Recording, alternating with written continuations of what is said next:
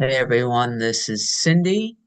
It is September 11th, 2025.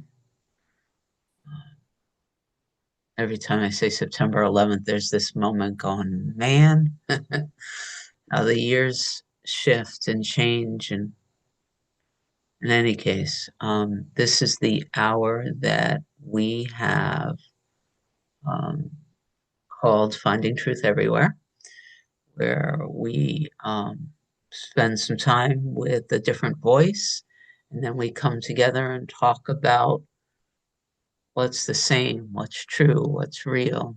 And we have a cool, wonderful conversation. And if you're in the replay, because you can't see what I'm seeing, just so you know, I'm watching as I'm giving this intro.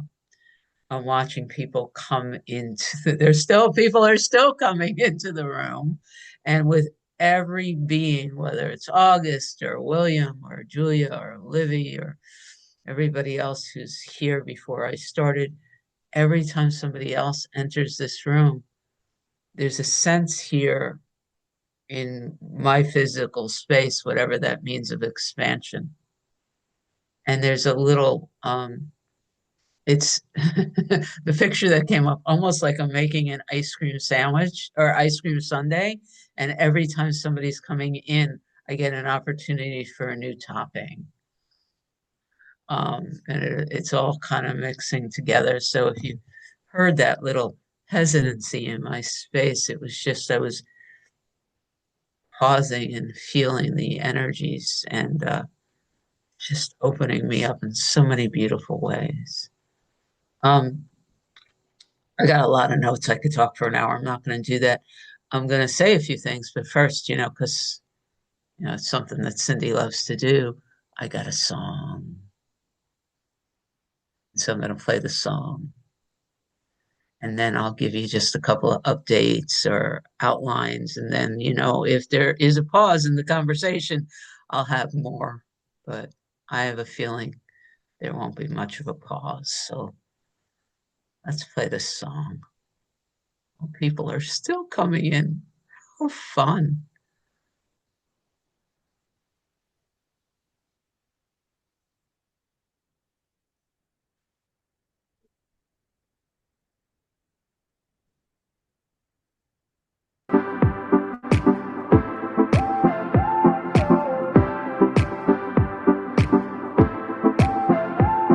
Why does everybody in the world seem so divided?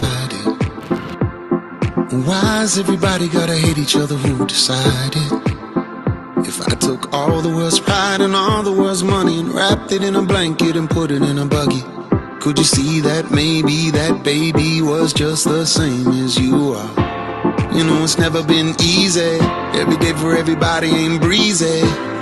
And I hope you realize when you look into another person's eyes, today would be a very good day just to have a good day. Today would be a very good day just to have a good day.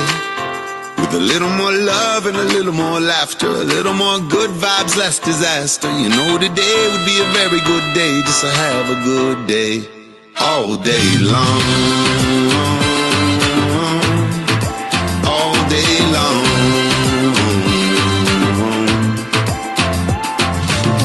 Good days, please come more often. Everybody's in the streets out coughing. Smog in the air, gonna send you to your coffin. Plastic everywhere down there with the dolphins. Everybody was born to a mama, so everybody is connected like karma. So disconnect yourself from the drama.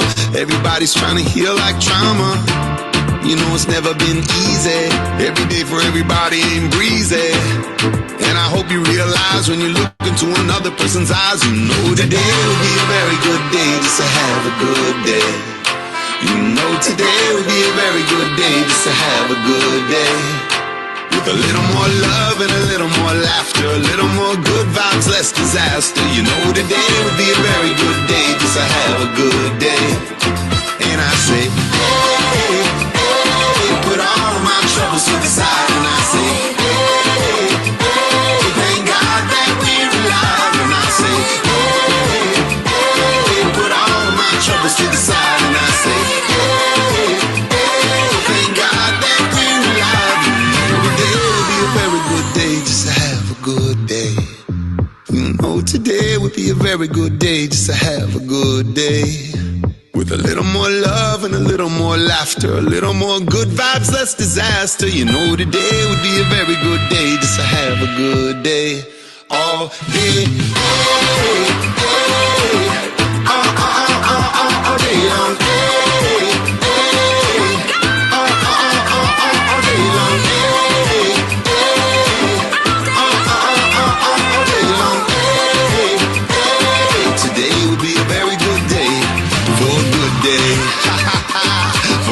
Day. You know that for a good day. Yeah, we need one for a good day. We got this for a good day.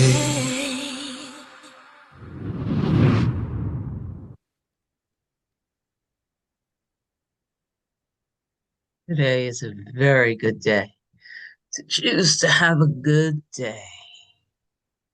All right. One way or another, we'll talk about words.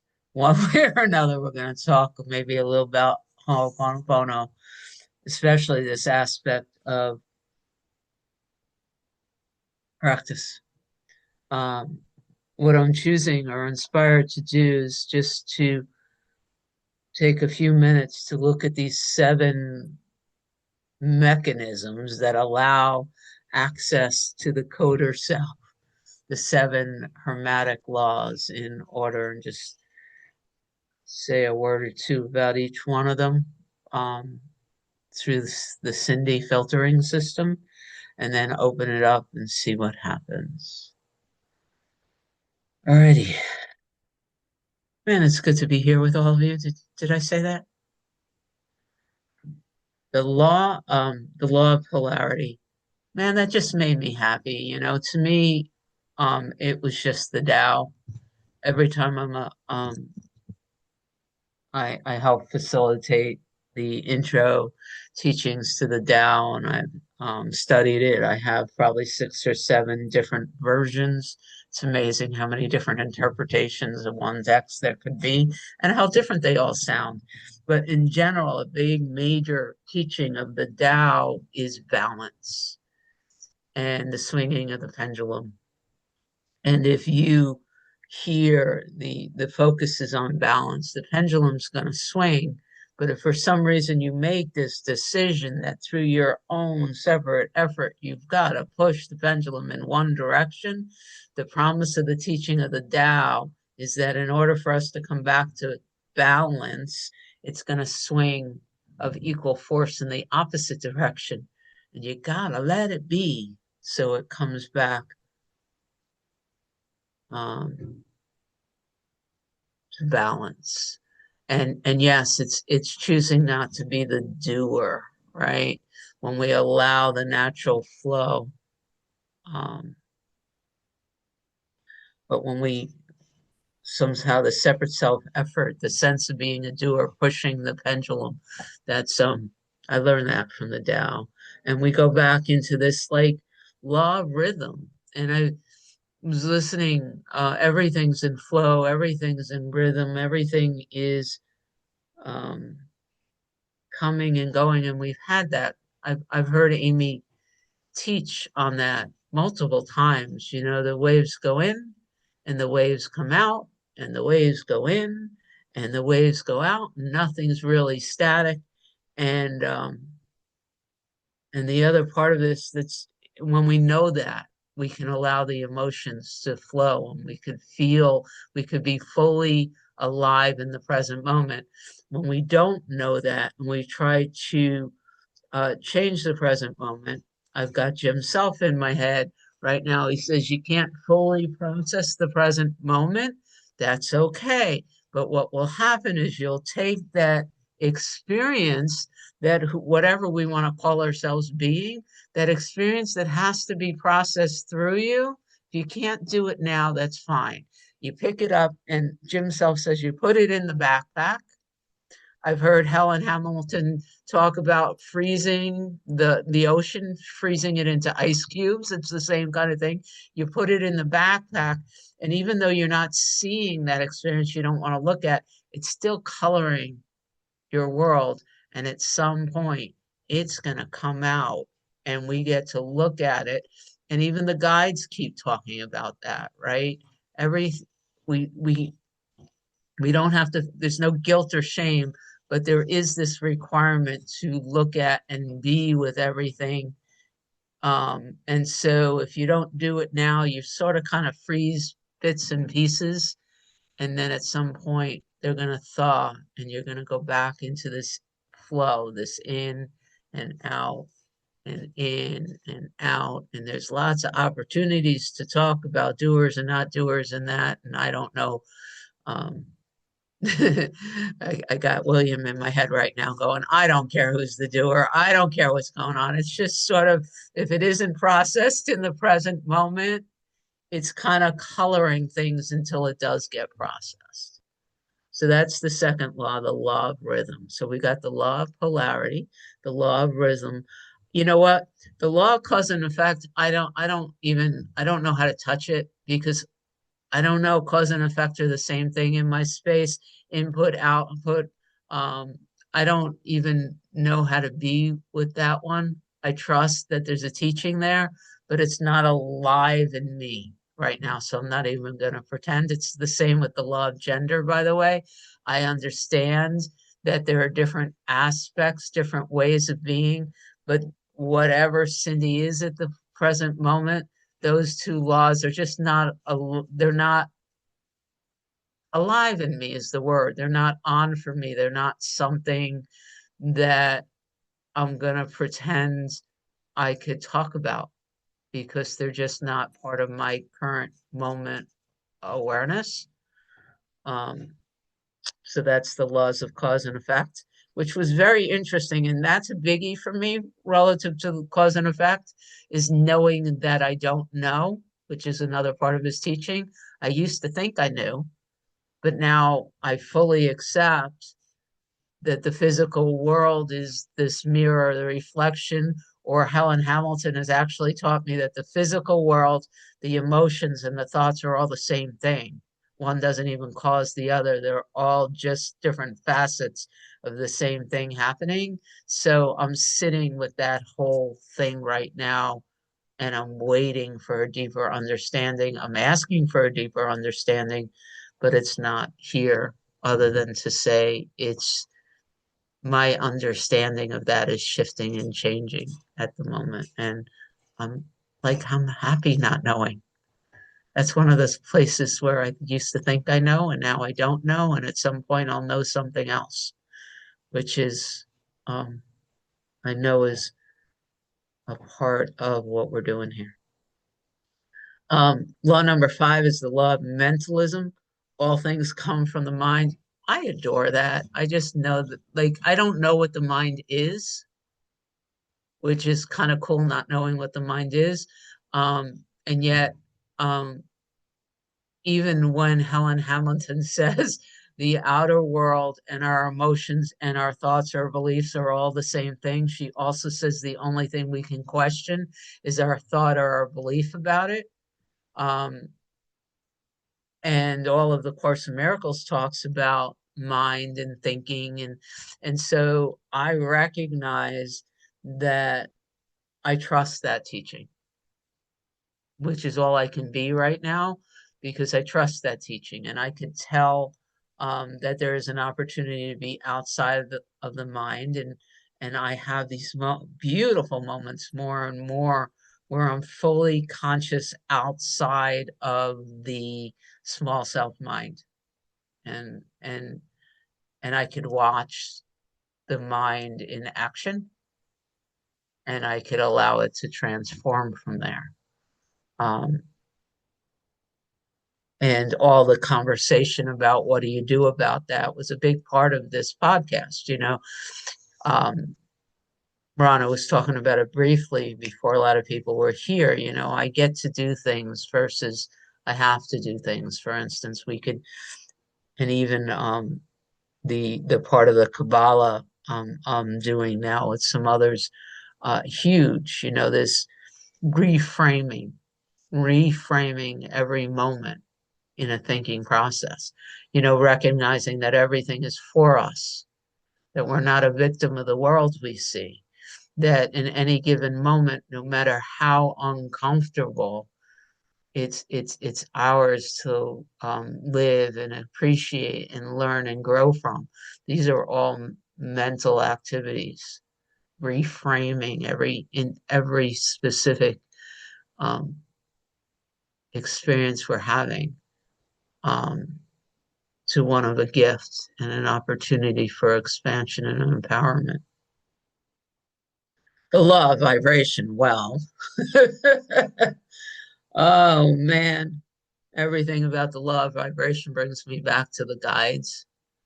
Everything's a tone, and there are different tones, and there's no good and bad and right and wrong. But I do like sitting with this idea of the law of vibration. And even in under this law, at least my notes, he talks about, from a horizontal view, we can accept that we are all one, and then from the vertical view, this understanding that having the experience of flesh has one vibration, and in this same kind of spaciousness, there is a different vibration that vibrates as spirit, and that in another um, more ethereal, even vibration, there's God. You know. So in one space, sort of like the tapestry or the orchestra, there are multiple tones, multiple vibrations, and understanding that gives us the opportunity to um, to be in the orchestra and to allow ourselves to experience it in a lot of different ways. And then the last law, the law of correspondence, as above, so below. What is in is out. Everything is a projection. Everything is me. And this is really, really, really bringing me back again to teachings that work really well in my space that come from Helen. We did reality check 3 times, and she really helped many of us who went through 2 times. We read it twice, right? But months and months and months, 30 pages. I think it took us 7 months to read 30 pages twice. But recognizing that the form and the formless are not different. It's all the same thing. It's all the same thing. It's all the same thing. So, not, this understanding that we don't reject the world anymore. I won't reject the world anymore. I can recognize that I am the world, and the world is me, and it helps flavor what's happening here. Um, and the more I could do it, like Amy was saying before I hit the record button, the more I could be really, really, really present with everything from an impersonal way. Like I was saying, Chuck was, well, at one point, if no one brings it up, I'll bring it up before the hour is up. Chuck was talking about, you know, the last 3 minutes of this podcast. And I listened to another one that he did, and he ended the podcast the same way. How something pulled him into training his Ho'oponopono and his shift into recognizing that everything about that prayer was directed towards God, not towards things um, in the world, and how he was in a bad place, and somehow he was going to be an Asian and choose to ace everything. Um, and he practiced that prayer with this deeper understanding for 30 hours a week for a couple of weeks, and something shifted, right? I wrote down my version of his version of the Ho'opono prayer, Rana, which begins with, dear Lord, I love you so very, very much. I love you, God. I am so sorry for all of the ways I have denied you in all the aspects of my life. Please forgive me. Thank you. Anyway, when Chuck was talking about last night, something inside of me, I don't know, I just started talking about how it's one I surfaced it.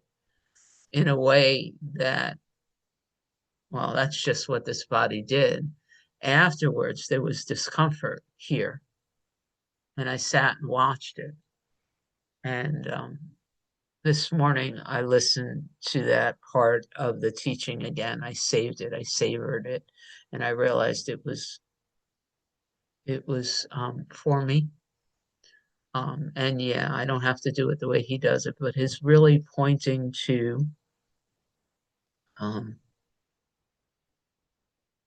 that it's about nothing in particular, that you don't use the prayer because you can't pay your bills or because your body hurts. It's the deepening into the recognition that if there's something in here in this moment that feels out of whack, it's because there's a holding on to something here that says God is not here. And this again is the verbiage I'm using. This is the guides version too, right? The guides teach that what you damn damns you back, what you bless blesses you in return. And if there's any place in your world and in your experience where you're denying the divine, you have to accept that that's where you're damning yourself in the world, and where you are still feeding a belief in fear and a belief in separation. If there's anything there where you would deny the divine, you are feeding a belief in separation, and you're also feeding a belief that there is a power that other than God, or other than the universe or consciousness, whatever the word is you want to use.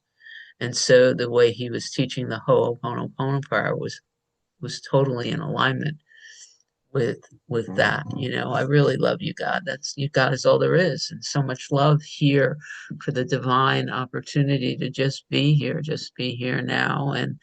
And I'm really sorry because there are these places in this experience now that are denying your power, that are saying there's something here to worry about. There's something in my world right now that justifies fear, and in that justification of fear, it means I'm denying you as love, and I'm really sorry about that.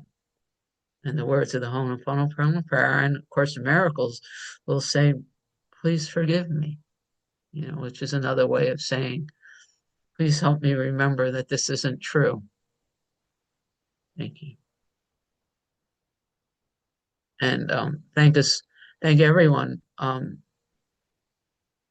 My whole system is informed and shifted when I sit to prepare, to facilitate, to listen. I listen differently to the podcasts when I know that I'm facilitating, and I allow them to inform me. And even like this conversation with Chuck allowed me to go back and really sit again relative to parts of this conversation that were being rejected or held in a place, rejected, resisted, maybe is a better word. I wasn't resisted allowing it to really sink in. So I want to say thank you for being here. Thank you for listening. Thank you for everything we're doing together. And with that, I'd love to open things up. Hey, William.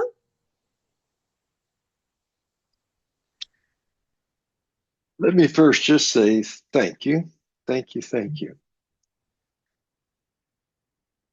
And what's occurring to me is that there is awareness. It's not I'm aware anymore. What I'm aware is that there is awareness. There is awareness. And all is in that awareness. So for me, cause and effect collapses into the moment. It is this moment. I love the phrase, all, not two. All, not two. It's like all I have to do is let go of all the other forms, thoughts, but not throw them away or reject them. It's like I see it as almost like a 8 billion eyes running around and doing whatever it is that those eyes create without whether they're aware of it or not, but we're creating through the thoughts which can't have any power, but we pretend. And so it's 8 billion or whatever eyes pretending and having good feelings, terrible feelings, war, battles, you name it. And I like that, the balance, because the truth is there's awareness, there's awareness, there's awareness.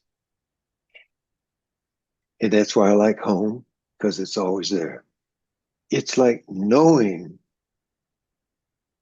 without even knowing it in the moment. It's still there, regardless. It just it just is. It just is. It just is. So knowing that somehow becoming not even so now I just need to stop talking. And I love that silence because when I listen from silence,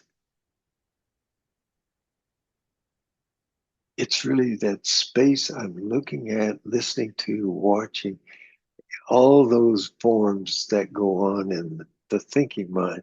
But and then the pendulum swings and it's just silence. Just silence.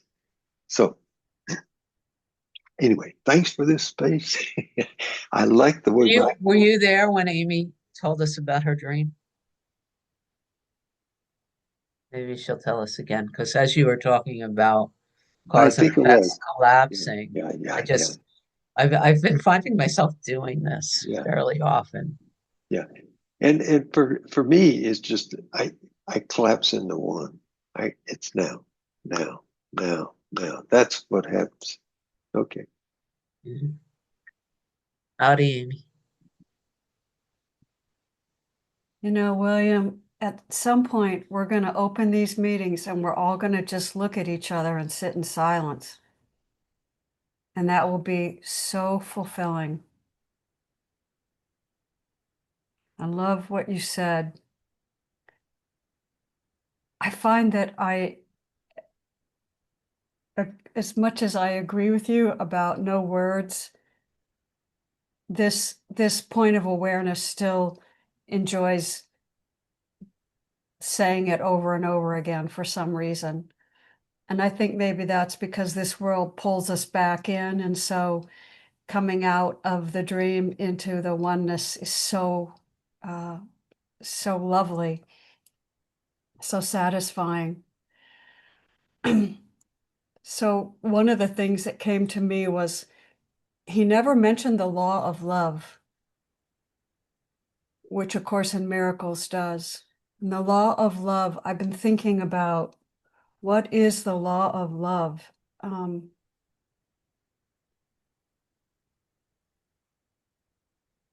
Which is actually might be a really great subject for the half day. What is the law of love? But we are both the programmer and the program at the same time. We are the singularity, which is love, expressing itself in infinite ways. And so the language of love, which has infinite expressions, is always recognizable because it is the common language. And it's a common language because it excludes nothing and it seeks no dominion over anything. And it has no desire to dominate because it is, the dominion is all. And that's my current definition of the law of love. I'm working on it, but I don't need to work on it. It just is what came at this point. So I'm beginning to see all of us as just points of the singularity, points of awareness in the singularity. And just words, William. I love keep seeing us over and over and over again. Thank you. I'm Thank- complete. For now. for now. Hey, Livy. Hey everybody. Really, really glad to be here with y'all today and enjoyed this teaching. And one thing that came up for me was an experience because I listened last night and I spent the day yesterday with two very dear longtime friends. And the ones that have seen the good, the bad, and ugly of my human experience and for 50 something years and we're still hanging out and I'm so grateful today. And he talked about it with the mirror conversation, and I was sitting there with my friends and one of my friends said something and the reason that's a new experience for me, understanding that what I see is a projection. It's a total and complete projection. And so I'm sitting there with my friends, and one of my friends makes a comment about something, and a judgment came up. And then shortly, I mean, almost thankfully instantaneous after the judgment was, that's what you're doing. That's what you're thinking about yourself right now. And then being able to move that to let it go, to release it, to recognize it for what it is, and then be willing to let it go. And I saw that process happen, and I was so excited, and I was like, I can't wait to share it with my friends. And William, I got to tell you, I catch myself now going, now, now, now, now. It's just now. It's just now. With my cats, especially. Thank you for that with my cats. It's just now. It's just now. So, that I'm so incredibly grateful for the understanding that it's a dream that I'm projecting, and it informs me, and so I'm really, really grateful to carry y'all with me wherever I go. So I hope I don't take you anywhere real scary, but just really, really, really so grateful. Thank y'all so, so much. Thank you, Livy. William's got his hand up Well, again. just real quick, like I just had this image that talk about the pendulum and the balance. What I sense is that the pendulum swings, there's just awareness. And then, like when Amy was talking, I like when that pendulum swings over there to that eye and that form and all the intricacies that she describes. And then that pendulum swings back.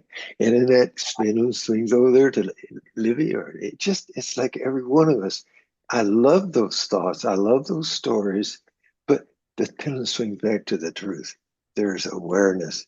There's awareness of that swinging. There's awareness of all the lies. And that's probably why the cause and effect, it can't be separate because there's only now anyway. It's just that I'm pretending. Anyway, I love both. I love both. And that's more and more what I'm feeling in the now. Love is now. Okay, I'll shut up. You don't ever have to shut up, William, but thank you. And thank you. And Patricia, good to have you here. Well, it's a pleasure to be here. Hello, everybody.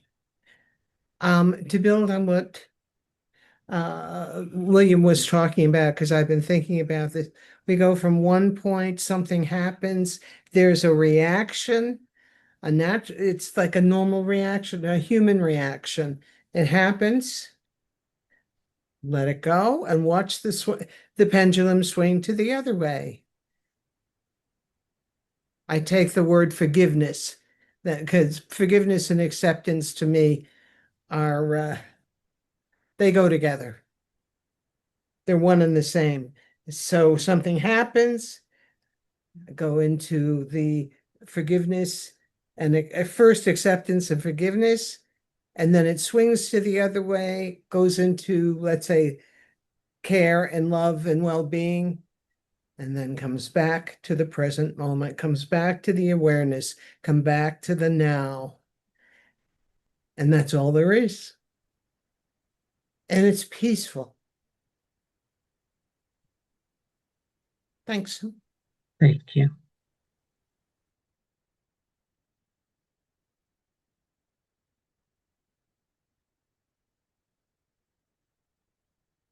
Sandra, thank you for being here. Thank you. Thank you, everyone, so much. And Cindy, I love these Thursday podcasts where I get exposed to all these different people. And I was listening to these two young men. It really lifted my heart to hear them talking about what they were talking about. It just gave me hope, more hope for the generations to come. And I really resonated with all of this, and I'm so glad, Amy. I'm not going to say but, I'm going to say and. The overarching law of love supersedes everything, all other laws. But I felt the love, even though it wasn't spoken of.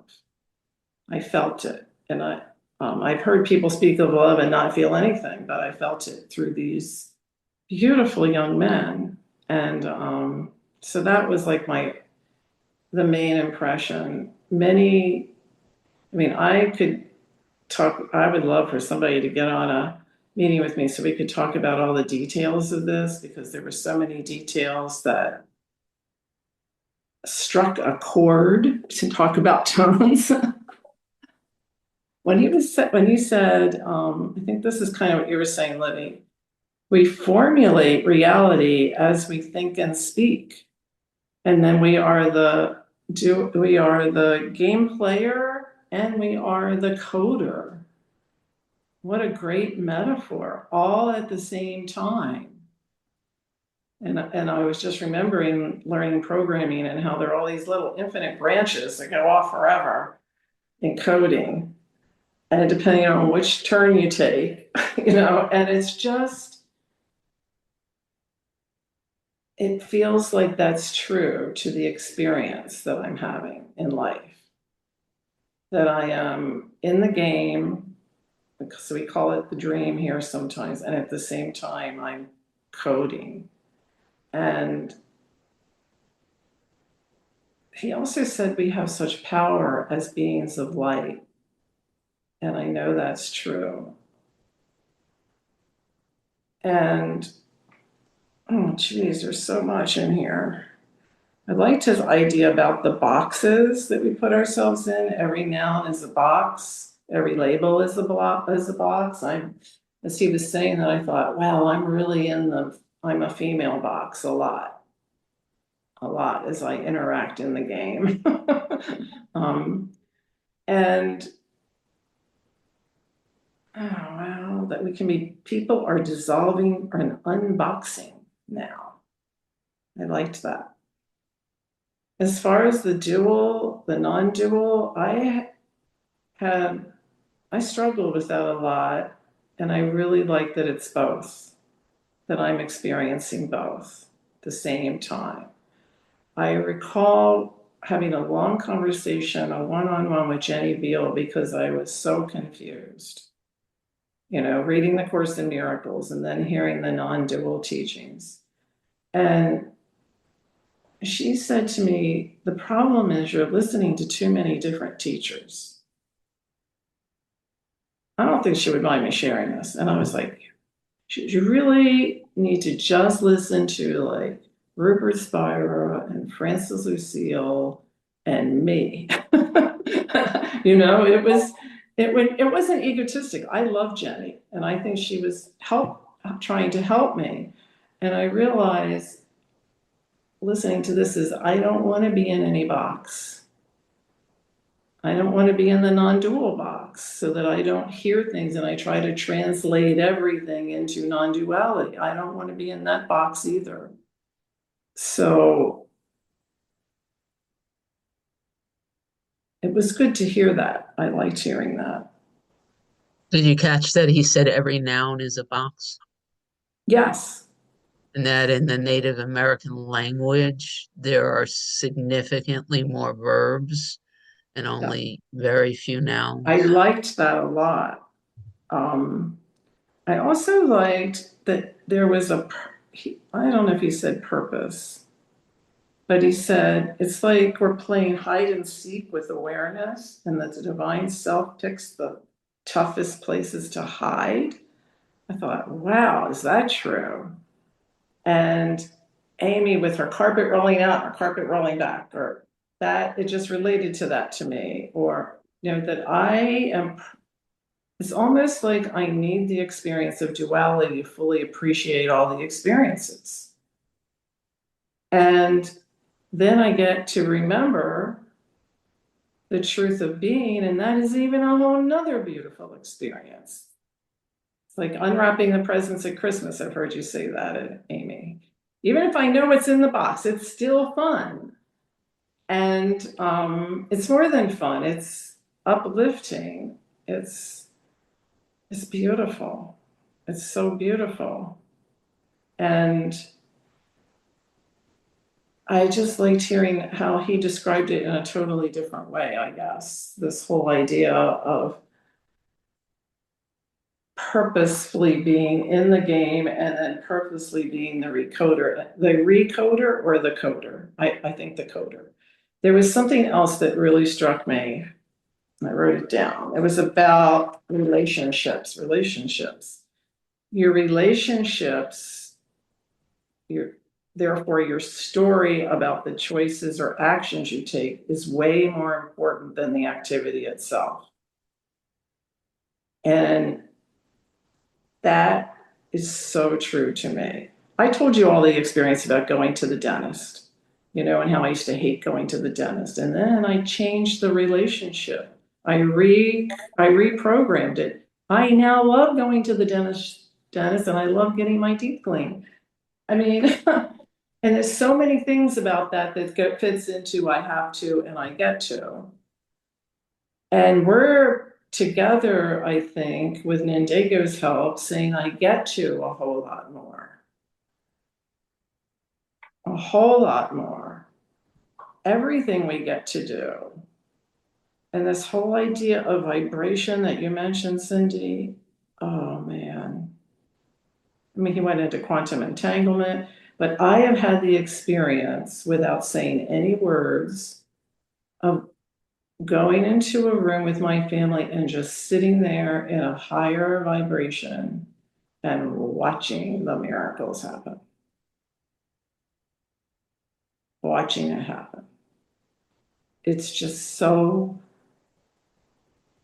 practical as well as amazing. It's like I was thinking of my guitar and how I sit down and tune it. It gets out of tune a lot, but I tune it before I play,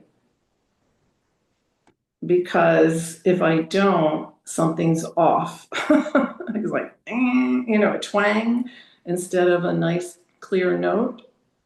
And that so fits in with what the guides are saying. It's like remembering and tuning up before experiences. Tune in, turn the dial, get into the presence, the moment. It's the moment, but it's the moment with that inner space of being that is so amazing.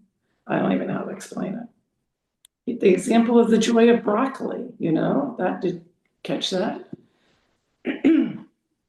I will never be able to make lima beans be joyful, but broccoli I could do. You don't have to eat lima beans.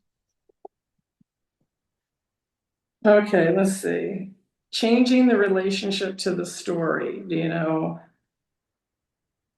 I get to do that when I tune up. I get to make the relationship with each aspect of life without resistance, with actually realizing, and I had this happen yesterday with my husband. He was saying something that I was like, that hurts my feelings. That's my go-to. That's one of my toughest places, my corners, you know, it was about my birthday. But anyway, and I sat there and I went, oh, I get to see what this feels like again. There's something about my feelings getting hurt that I must like to experience. So I sat there, and instead of running away, I used to run away from it. Like, let me out of this room, kind of run away. I sat with it, and it turned into love right there, right in that moment. Turned into love. And I saw that what he was saying had nothing to do with me, that I was projecting it onto him, that mirror. And I'm sorry, I'm really losing my voice. So that was another miracle. I always said little miracle, but they're not little and they're not big. It was another miracle of changing the relationship to what was happening right then and there. In that moment, I did not leave the room. We ended up hugging. I ended up saying I was so grateful for how much he loves me, instead of going, you don't appreciate me, you know. It was the total opposite. Oh, didn't you say that? Try experiencing thing as if the total opposite is happening. You said something like that, which I thought was Yeah, make a list of all the stories in your life, and then, invert it, make it the yeah. opposite, and then practice acting as if and stepping into the world in the new story for an hour or a day or a week. I literally changed the story yesterday, right in the middle of the story. I was the coder. And I'm so happy and grateful about that. I'm really grateful. So there's so much more. Anybody wants to talk about this, call me. All right, I wanted to about this reframing. I'm in this 30-day Kabbalah practice, and today's soul work, it feels appropriate. Today's soul work in this practice, catch yourself in negative self-talk. Replace I can't with I'm learning how. Replace it's impossible with I'm curious how the creator will arrange this. And then today's mantra, my words align with my soul's infinite potential. I speak as the creator of my reality, not the victim of my circumstance. Yes, yes, yes, yes, yes, yes. Isn't that beautiful? And one last thing, if I may. You may. He said, this is the ultimate cheat code. The young man, I thought, yes, yes. And that's one of the reasons, if I may call you out, Augie, I love having young people around me. I want more young people. Now I know that's a box. We're all young, we're all the same. But there is this new perspective in this generation with my daughter and her friends who come around. They're so open, they feel less boxed into me. And maybe I'm just projecting that onto them. Who knows? But I like it.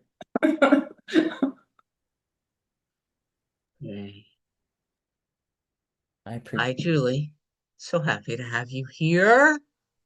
Oh, I'm so happy to be here. And wow, but everyone, what you all shared was wonderful. Sandra talked a lot about what I wrote down. The one thing that I did really make sure I got it right. I loved the beginning when they always, and I agree with Sandra. I love these Thursday recordings that we listen to. They just really, I don't know why, they just really help me really understand more and more. And I think it's just because I listen to maybe more often during the day to make sure a week before we meet, but I'm just like blown away by them. But I love when in the beginning where he said, all things come from the mind, literally formulating reality as we think and speak. We are at a critical juncture right now, and a beautiful opportunity for humanity to truly be aware of the power we have as beings of light. And I was just like, whoa, that was awesome. And I liked how they had the little visual things with it. The one thing, Just to interject with that, because there's a yes, new guides and I didn't upload it yet. I will, and we'll listen to it next Monday. But the guide said last night, it's time for us to jump off the cliff. And to me, it's the same type of thing. Yeah. oh, whoa, okay. And I love the language because in my recovery group I've learned that you get to instead of have to, and I catch myself. I have to have a colonoscopy every 3 years, and I hate the prep work, and I had it Friday, and the prep work didn't go well Thursday early evening. But anyway, luckily I was able to do the colonoscopy. But instead of saying, looking at the negative, I'm like, at least I get to do this. It's being proactive, and I, all that stuff. So that is really helping me with being more positive. And I love what you just said, Cindy, those things about how to change your wording, because that was really awesome. And I like when he said those 6 words he said he doesn't use anymore. That kind of struck me.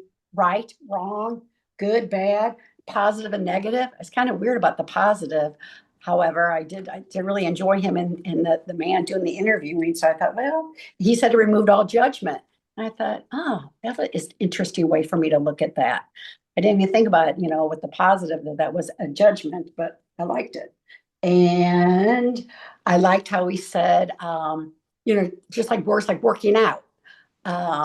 Instead of doing working out, look at it as movement. And I thought that was really cool. And today I swim on Mondays and Thursdays before I attend these meetings. And usually what helps me is I feel like I'm with God when I'm swimming. There's something about being in the water. And then I kind of like, okay, Mom, I want to take the swim with you. And I really felt my mom's presence today because I concentrated on what he said, just clearing the mind. Because yesterday my brain with things that are happening in the world, I was very, constricted, the stomach, and I was really trying to work on just send out love, love, love. And I was glad I listened to the other half of this podcast yesterday afternoon after the thing that happened I was aware of. And then just talking with people here that are helping me with this, it's really helped. And realizing that everything is for me. And what I realized today is right before I got home, I went to the grocery store, and the lady behind me was dressed in her political attire. And the old me, I would have probably said something. And I was proud of myself. Okay, bite your tongue, bite your tongue. And I said, God, love, send the love, send the love. And I bought a birthday card and I left it on the counter. And I'm leaving the store, and who's running after me is this lady. Ma'am, I think you forgot something. And I said, oh, thank you so much. I was like, God, you're a little trickster. And I felt that, I felt that love. So that really helped. So I just let you get a kick out of that. And that just happened right before the meeting. So these are just showing me how you said, changing the language, changing our thoughts. And that Hall of Mirrors, that blew me away, the Hall of Mirrors. So there was so much in here, and it was all powerful. And I'm just so grateful to be with all you people. I'm in awe. So thank you. Have a beautiful day. I just got her hand up again. Makes me so happy. I have such a desire to go watch Free Guy again after, I remember I really like Ryan Reynolds. I'm a Guardians of the Galaxy fan and all, what is, not Guardians of the Galaxy. Doesn't matter. I like Ryan Reynolds, but you know what I'm talking about, where he plays the crazy person who can't die. Yeah. All right, Sandra.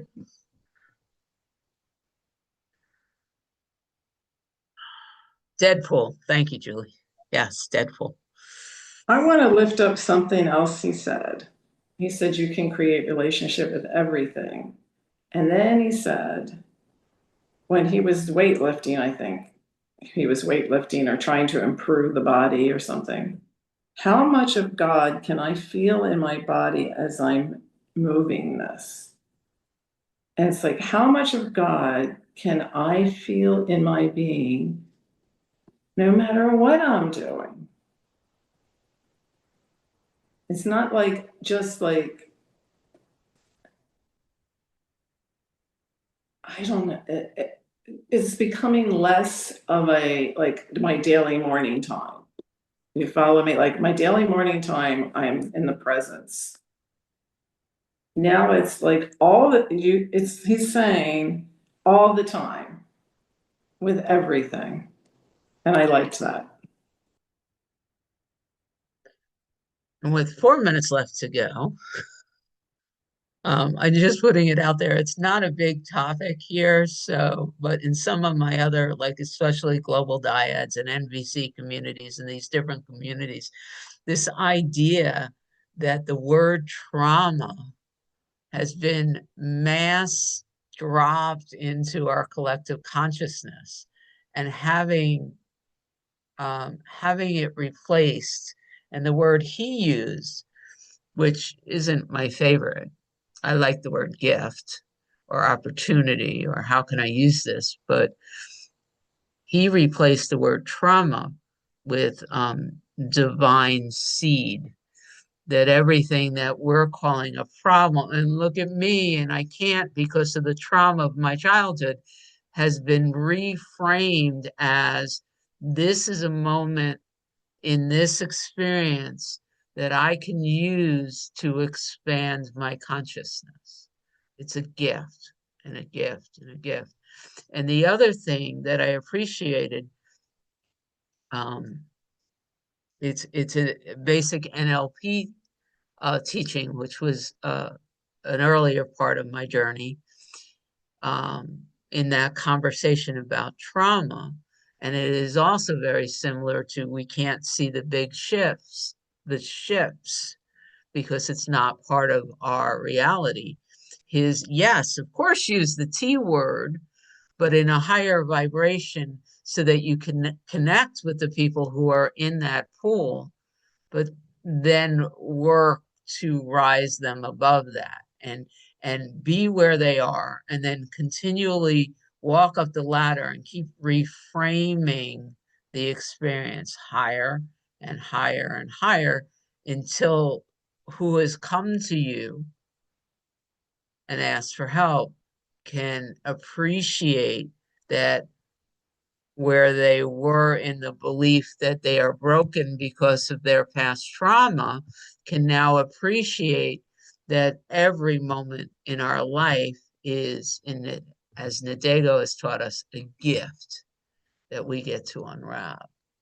And so that entire conversation was interesting. And there were pieces of it that I found very, very valuable. So I wanted to put that out there. We got about 30 seconds left, Livy. What are you going to use? How are you going to use them?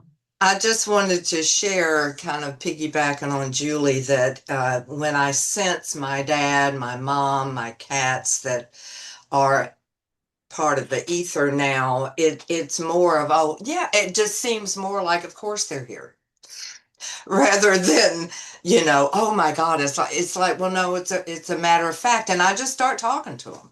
Like, there's nothing weird about this at all. And I just absolutely love that. So I just wanted to share that. So thank you for letting me have 30 last 30 No. seconds. There's nothing weird about that at all. Yeah. And we've been together for an hour, and this has been transformational and awesome. And did you like that song? I just found that song this morning.